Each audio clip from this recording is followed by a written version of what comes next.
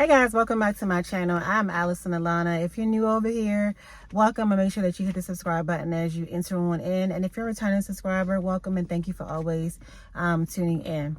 So y'all, in today's video, I wanted to talk to y'all about the young lady. I think her name is Amora Lee. If I'm not mistaken, it's Amora Lee. And she has 4 to 5 children that she got overwhelmed with. She posted and was asking people to like literally take her kids, like random strangers on the internet to take her kids. And when nobody came to her rescue, she decided that it was her last resort to go ahead and surrender the kids over to Child Protective Services, CPS, or whatever it's called in your state. So she willingly gave her kids over to them, and she claims that there is intent to go back and get her kids, as well as desire to financially support her kids while they are away. But it's just that she can't take care of them right now on her own because she has she's trying to work, she's trying to pursue several different incomes, as well as her education, and it's really hard to do that with all of those kids and nobody around to assist her. So as you can probably guess, right, it's been a very controversial topic because, you know, everybody got their opinion. As somebody who is very present on the internet myself, people, I'm very familiar with the fact that everybody got an opinion, even when not asked for one, even when not necessary. It's all part of, I see something, and so I'm going to figure out a way to bash it to possibly make myself feel better, or to try to kick a person when they're already down, right? So with that being said, the people in her comments, I did go and look at a couple of her lives, and I didn't really watch, I looked at 2, and I didn't watch either one of them fully through, but based off of what I did see, one of the things that stood out to me the most was that she was like, she doesn't really care about anything because she died a long time ago, right? So if a person is well and alive and saying that they died a long time ago, clearly she's suffering. Clearly she's struggling. Clearly internally she feels dead. Clearly she doesn't feel like there's nothing else to live for, or like, you know, like every day is like, why am I even here? She's probably lacking purpose. She's probably not really sure about what she should be doing. She probably don't have the support. She probably don't know which direction to go. She probably is just exhausted because, as we all know, being a mom is really, really hard.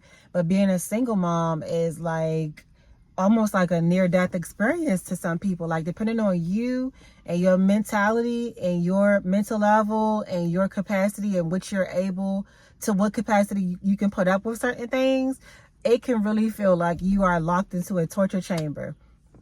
And I know that personally because I'm currently a single mom, and a lot of times I have felt like literally I signed up to be locked into a torture chamber. Like, it's self-inflicted torture. And I've always used that term, self-inflicted torture, that I feel like I have had to endure over the years. My oldest is 21 and my youngest is 3. Okay. And he just turned 3.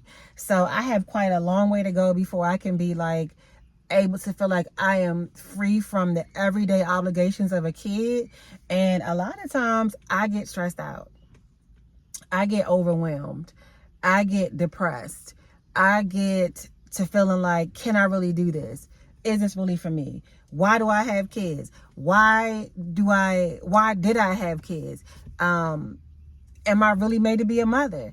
Is this really for, is this really for me? Like when you're like going through something and you still have to meet the obligations of a children, you find yourself asking yourself all kinds of questions. It's a hard situation to be in. Like, this is why it's so important to establish yourself first and then go have your kids. Because when you're trying to raise children and attend to kids and still build a business, get an education, you're in college, work a job that might be kind of demanding, maybe still even having to deal with a boyfriend or a husband, it's a lot.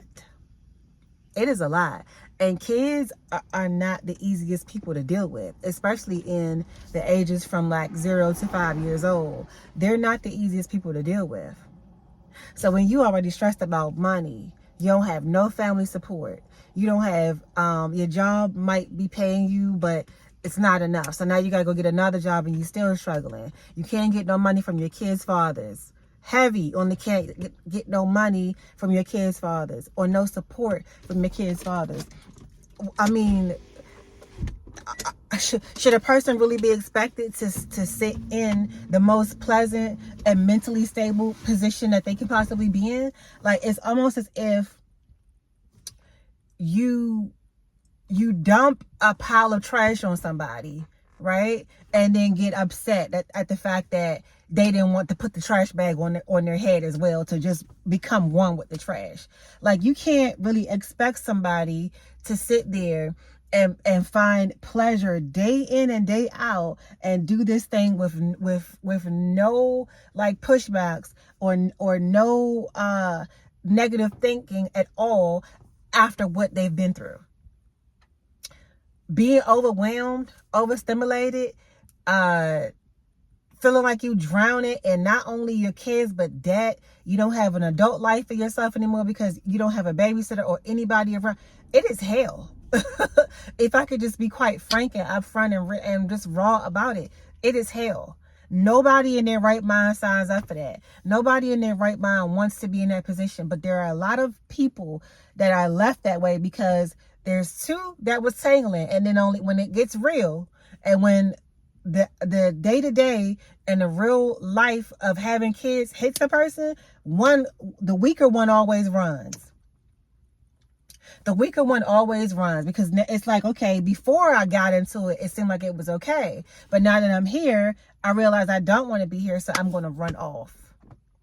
Now there's one person left. In this case, this girl left for her kids, and she's overwhelmed. She's crying out for help. She's, all over the place, just trying to figure it out. And there's nobody there. So now she has decided to go and give her kids to CPS. Many are judging. Many are having the most negative things to say about her. But I personally would like to say that I commend her. This situation could have went a whole lot, many different ways, right? She could have literally pulled up on the sidewalk right here and dropped her kids on the road and pulled off. Like, she could have beat them to death. She could have literally unalived them in an even more intense way. Like, people don't understand when you be getting overwhelmed and asking for help and you ain't getting no help, you're going to do something. You're going to do something. And the judgment don't even matter at that point, because at that point, the person is just looking to be set free. The person is just looking to get a little bit of relief, you know what I mean, from the daily overwhelming feelings that they're having, and everybody just pats them on the back and tells them, oh, you got this, you okay, it'll be all right. No, it's not. I'm telling you it's not, and you're forcing me in this place of in this mindset. I'm telling you that I'm okay when I'm not, and I'm telling you that I'm not, and you're not doing anything to help me. So when I go to the maximum place, don't have nothing to say. So I commend her for not running off on her kids, because she did say she has intent to get them back and a desire to still financially support them the best she can while they're away. But I'm really glad that she didn't take it upon herself to go and do worse, because it would have just been worse for her. At least now she can really go out and clear her head. She can clear her head. She can work without somebody calling her and saying, oh, your kids are sick, you got to come get them. Oh, this and this happened, you got to come get your kid. Like, she can work. She can focus on school. She can study. She's doing social media. She's probably monetized on social media. That's another stream of income for her. If this girl is serious about what she's saying, she can build herself back up in a year, right? And go back and get her kids, and whatever the case might be. Now, that might be a little difficult, because once you do give it, this is the drawback to that. Like, if you don't have, it's best, honestly, if you're going to give your kids up because you just mentally can't take it anymore, and you feel like they're basically being, like, they're hindering you to progress, to make y'all lives better, you can't really get around it. It's like, I have to be here for my kids, but I also got to work and do and build this thing here for my kids. And it's like they're always just stopping me from building what I want to build for them, for us to have a better life. If you're feeling like that, I would say the best thing to do is give them to your family member. But if you don't have no family, and you really just feel like you can't get ahead at all, no matter what you're doing, you just can't get ahead to make y'all lives better, and you know y'all is suffering, CPS is the next best thing. But the drawback to that is this. Once CPS get a hold of your family, it's basically like CPS runs your family. I don't know how easy it will be for you to just go in and say, okay, my life is together now, I want my kids back, and you just get them back. You're probably going to have to be in court for quite some time. You're probably going to have to really be able to prove that you're stable enough to get them back. Like, depending on the reason. This was a voluntary situation, but even still, you just never know how strict they are with certain guidelines and giving the kids back or whatever. And then there's the bigger risk of, well, another big risk of them going into the system and being harmed, being SA'd, being abused, being mistreated, being neglected, not getting enough food, not getting the proper personal care, like stuff like that. Like you that's the thing, you kind of risk in the fact of you don't really know what family they're going to end up with. You don't really know who they're going to end up with. You don't really know. It might be a woman, but this woman might have a girlfriend. Like, I went to school with somebody who let this girl babysit her daughter. Her daughter was 2 years old, and she let somebody babysit her daughter, but didn't know that the girl had a boyfriend. So when the boyfriend came over, he SA'd her 2-year-old daughter and beat her and unalived her. So it's like situations like that. I've seen enough, and I've come across enough people to know that situations like that really happen.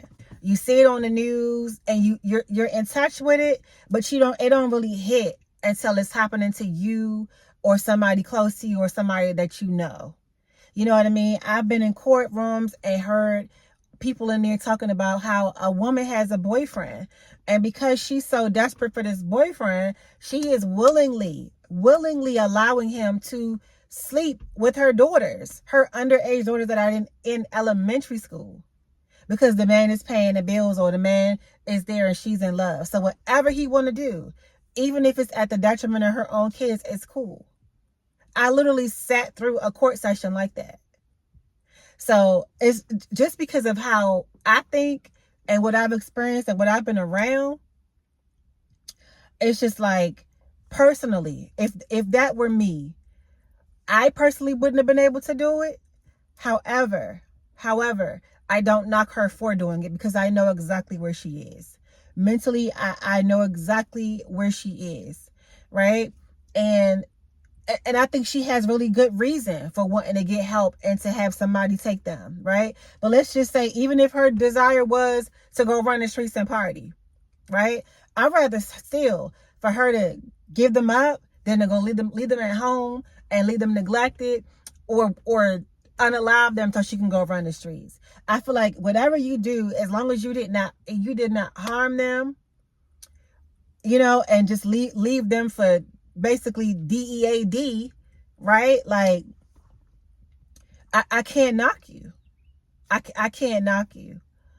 So that's just me, though. You know what I mean? Like, I can't sit back from afar and look at somebody and say, oh, you a deadbeat mom, you a deadbeat this, you. I can't do that, because she had her kids every single day. She had her kids working. She had her kids going to school. She had her kids while, trying to take care of even her personal matters that are even outside of kids, because let's not forget, this woman is still an individual.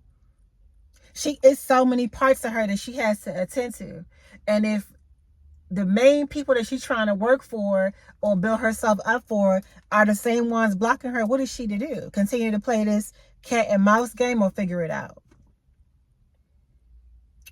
So to all the people that's judging this girl, I think that you should take a look in the mirror, because like I said, some of y'all that got a lot to say is probably the same ones that will let a man come up in your house and abuse your kids, SA your kids, and because he paying bills, or because you don't want to be alone, or because you know what I mean, you just so weak for real, you willing to sit there and let anything go on.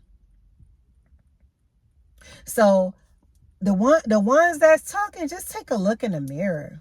Just stop judging people. Just think about how hard it is to be a mother. You might be somebody that got a parent or a cousin or an uncle or whatever that can watch your kids for you. You got to remember that there are people in the world that don't have nobody. I am one of them. I don't have nobody that I could go take my kids to. Every day my kids are with me. Every decision that is made by me. I don't have no support. Financial support be coming in the like a thief in the night. When I ain't even thinking about it, something might just drop here and there. Nothing is consistent with me. Nothing is consistent for us. Right? So I completely understand. Completely understand. And I'm not judging whether I would have done that same exact thing or not. I'm not going to sit here and judge. If anything, before you talk negatively about her, go offer her a resource. Go help her out. Go talk to her. Go help her stay in the right frame of mind so that the goals that she's saying she's trying to accomplish, she can actually accomplish. And potentially go back and get her children. Pray for her. Pray for her children's safety. Offer to donate clothes and maybe get the kids to go to a hairdresser that you know, or maybe pay for the hair salon, or the style to get done or something. You know what I mean? Like, think about it. If you got all that to say, you should have a lot of action to back it up. So think about how you can be of service to this family. Not on the internet, blasting her in the comments, talking negatively about her, laughing, making videos about her, talking negatively about her. Because guess what? If she would have ended up unaliving those kids, y'all would be saying the same exact thing. That's why I always say people got to do what's best for them. People really have to do what's best for them, because at the end of the day, everybody going to still have an opinion, and it's not going to always be favorable. So like I said, I commend her for doing what's best for her, even if it's something that I personally would not have done. I'd rather her do that than to be sad about the fact that I'm seeing more kids on the news unalive because their mother had a mental breakdown, because their other parent won't help, because their other parent won't pitch in financially, because their other parent won't pick the kids up, won't take them to school, won't keep them for a couple of days. First of all, left them on their mother in the first place because they don't want to be a committed father or a committed partner. It's so much more that I could say. But I'm not even going to go there. I'm not even going to go there. The bottom line is, keep your mouth up off of people that you're doing nothing for, and that you're not in their exact shoes. I don't care if you're in their similar shoes. I don't care. If you're not in their exact shoes, be quiet. Be very quiet. I even saw this girl. She claimed that she was 22 years old with 5 kids. And CPS had taken some of her kids from her or something like that. And she's trying to get them back, and she's stressed out, and she's this and she's that. And she's saying, and I don't know why you're going to go over there and voluntarily give your kids to them, because I'm trying to get mine back. And I'm younger than you. And maybe your mentality is a little bit strong. Some of us really got that dog. Some of us really got that capacity where even when we're breaking, we can still go. While others, they're breaking and they're literally shattering in pieces. They can't keep it together. So again, keep that girl in prayer. Think positively for her, and try to just drop a little motivation in her spirit to keep her focused on what she said the goal was, so that she can actually accomplish what she said she was trying to accomplish and get her kids back. Pray for her parenting and the safety of her kids. All right, so that's going to wrap this video up. I appreciate y'all for watching, and I will see y'all in the next video.